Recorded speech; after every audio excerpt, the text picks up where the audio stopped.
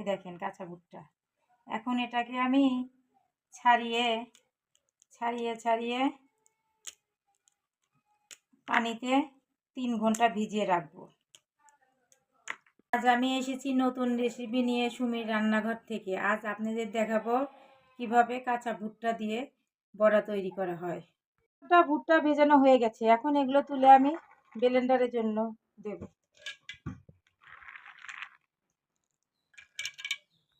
চামচ পানি দেব ব্লেন্ডার করার জন্য।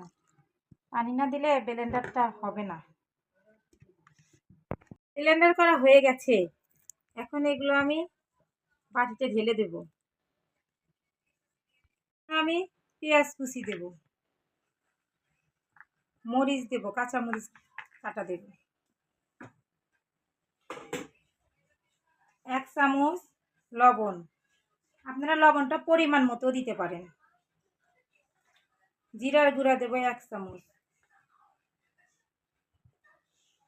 হলুদের গুঁড়া দেব 1 চামচ,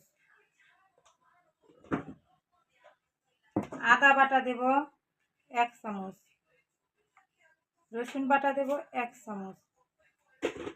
এখন এগুলো আমি মাখিয়ে নেব হাতের সাহায্যে।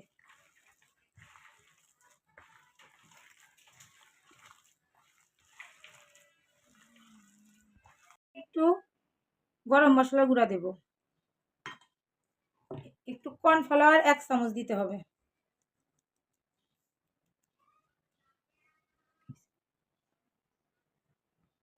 এখন আমি পাত্রে তেল ঢেলে দেব।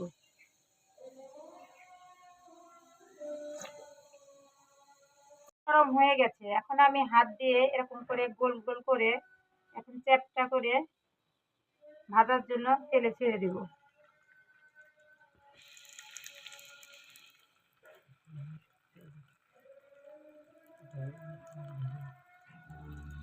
এভাবে আমি একে একে সব ছেড়ে দেব।